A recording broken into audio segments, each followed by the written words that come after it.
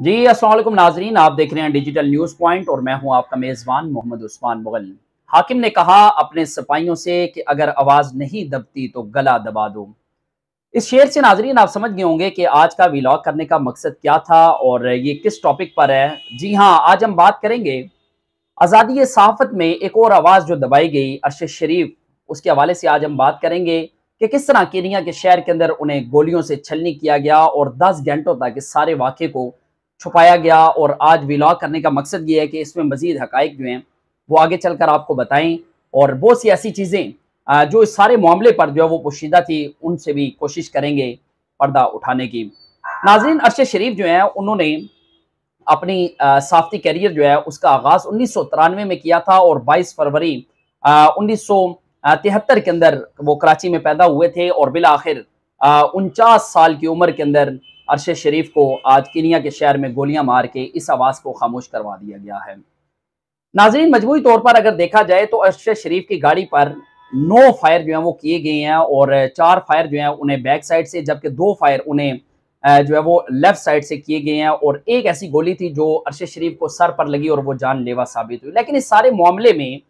हैरानकुन और मशकूक मामला ये है कि ये वाक़या होने के 10 घंटे के बाद पाकिस्तानी हुकाम को जो है वो इसकी इत्तला दी गई। लेकिन अफसोस का मुकाम ये है कि जो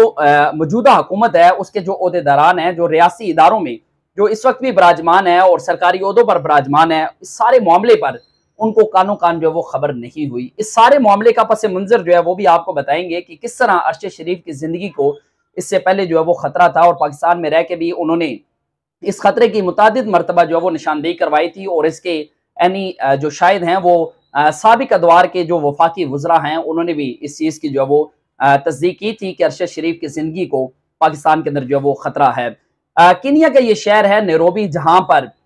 मशकूक मामला उस वक्त बना जब अरशद शरीफ को टारगेट किया गया और उन्हें गोलियों से जो है वो छलनी किया गया और इस सारे मामले को पहले तो हादसे का रंग दिया गया और उसके बाद जब ये मामला पाकिस्तानी हुकाम के नॉलेज में आया और उसके बाद जो नैरोबी पुलिस है उसको भी इस पर तस्दीकी बयान जो है वो जारी करना पड़ा। लेकिन इसका पस मंजर इस सारे मामले से जो है वो हटकर है, क्योंकि एक ऐसी फिल्म जिसमें अरशद शरीफ जो है वो जो मुकामी वहाँ के लोग थे केनिया के, उनसे राब्ते में थे और गुज़श्ता रात हतमी मुलाकात उनसे तय थी और इनकी जो गाड़ी थी, जो पुलिस का बयान है उसके मुताबिक इसी तरह की गाड़ी के बारे में पुलिस को ये इत्तला मिली थी कि जो एक बच्चा है उसके अगवा में जो मुलविस अगवाकार है उनके जेर इस्तेमाल इसी तरह की गाड़ी थी और बदकिस्मती से उसी वक्त अरशद शरीफ जो है वो अपने ड्राइवर के हमरा उसी सड़क पर जो है वो उनकी गाड़ी रोनमा होती है और जो ट्रैफिक की जो कवानीन है उसकी खिलाफ वर्जी करते हुए वो उन्हें रुकने का इशारा किया गया और ना रुकने पर जो नैरोबी पुलिस है उनकी जानिब से फायरिंग की गई और एक गोली जो है वो अरशद शरीफ के सर में लगी जो जानलेवा साबित हुई। लेकिन इस सारे मामले पर बहुत से सवालात अब भी जवाब तलब हैं कि अगर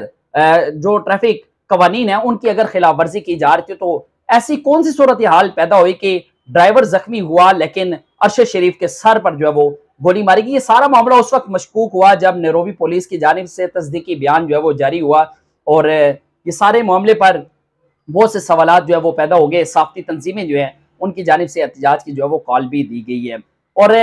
जो अरशद शरीफ हैं इनका पहले मैं आपको पस मंजर बताऊंगा और उससे आगे चलकर कुछ हकाइक आपके सामने रखूंगा। फिर आपने अपने दिल पर हाथ रख के ये फैसला करना है कि अरशद शरीफ को अगर केनिया के अंदर जो है वो रात के पिछले पैर इतनी बेदर्दी से कत्ल किया गया तो कौन से ऐसे अनासिर है जिनको जो है वो डायरेक्टली या इनडायरेक्टली अरशद शरीफ की मौत से फायदा पहुंच सकता है। नाजरीन,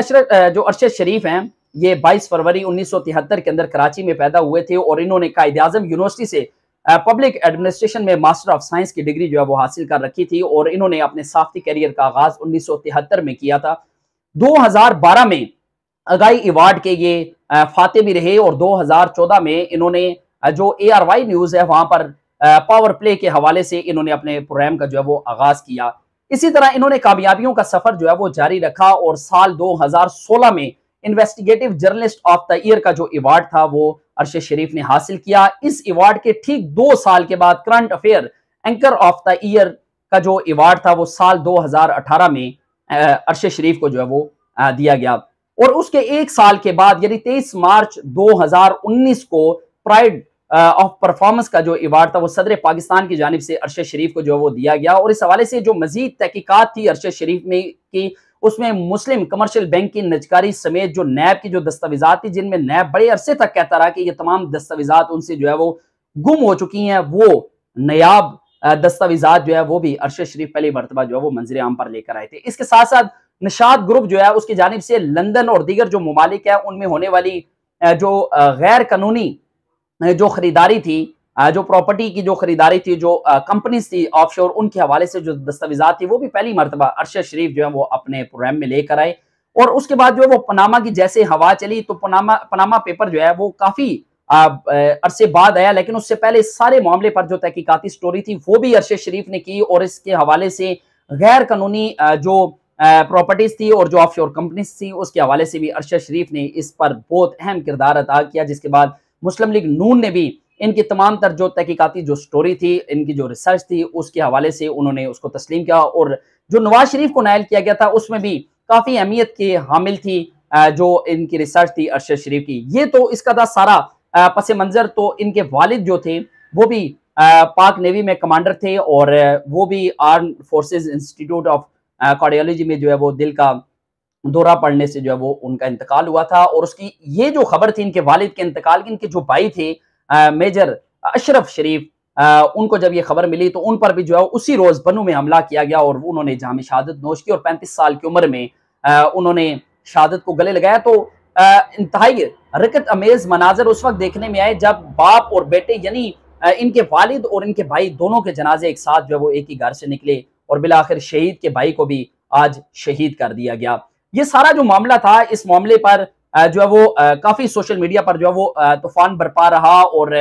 उसके साथ साथ जो है वो आज अरशद शरीफ की हवाले से जो बैरिस्टर शुएब रज़ाक उन्होंने इस्लामाबाद हाई कोर्ट के अंदर दरख्वास्त दायर की है, जिसमें सेक्रेटरी दाखिला और सेक्रेटरी दिफा जो हैं इन दोनों को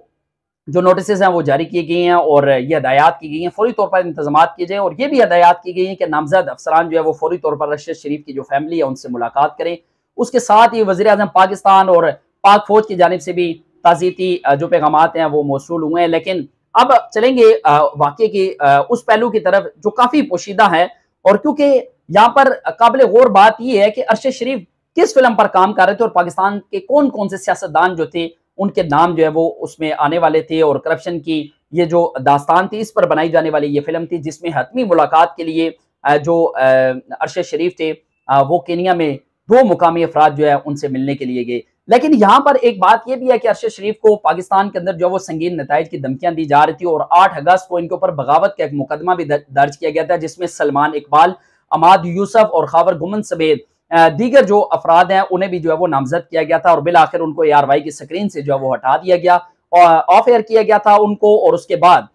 इन्होंने दोबारा जो है वो क्योंकि ARY ने अरशद शरीफ से अपनी राहें जो है वो जुदा कर ली थी, जिसके बाद यहाँ से अरशद शरीफ जो है पाकिस्तान से जो है वो बैरून मुल्क रवाना हुए। और उसके बाद भी वो कौन सी ताकतें हैं जिन्होंने पाकिस्तान में बैठकर बैरून मुल्क जो है वो दबाव डाला कि अरशद शरीफ को यहाँ से निकालने के लिए दबाव डाला जाए ताकि ये वतन वापस आ सकें। क्योंकि अरशद शरीफ को दी जाने वाली जो धमकियां थी ये सिर्फ उनको पाकिस्तान से निकालने और उनको एक सॉफ्ट टारगेट बनाने का एक अहम जरिया जो है वो तस्वुर किया जा रहा था। इसी तरह जब अरशद शरीफ पर दबाव था कि वो ये मुल्क छोड़ दें और उसके बाद उन्होंने केनिया जाने का फैसला किया और बिल आखिर उनको जो गुज़श्ता रात थी उसके पिछले पैर वहां पर गोलियों से छलनी किया गया। पहला जो पैगाम था वो ये था कि ये ट्रैफिक हादसे के अंदर जो है वो जख्मी हुए और उसके बाद ये चल बसे। लेकिन जो केनिया पुलिस थी उसकी जानिब से जो बयान था उसने सारे मामले को उस वक्त मशकूक किया कि अगर गाड़ी ट्रैफिक हादसे में जो है वो अरशद शरीफ अगर अपनी गाड़ी में सवार थे, ट्रैफिक हादसे में उनका इंतकाल हुआ तो वो वापस अपनी सीट पर कैसे बैठे, उन पर जो है वो गोलियों से अटैक क्यों किया गया।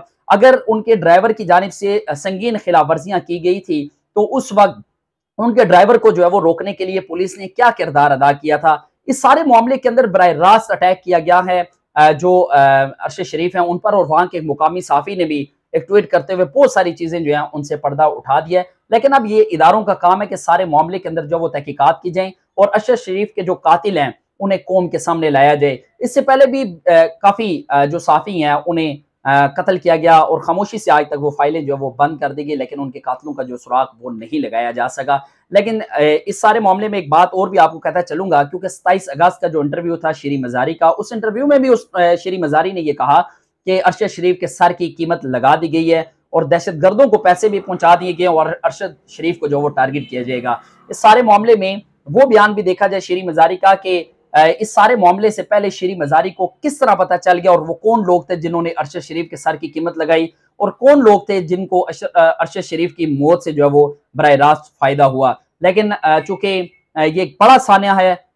एक शहीद की फैमिली के हवाले से और इस पर जो उनकी मिसेज हैं जवेरिया सदीक, उन्होंने भी जो पाकिस्तानी शहरी हैं, जो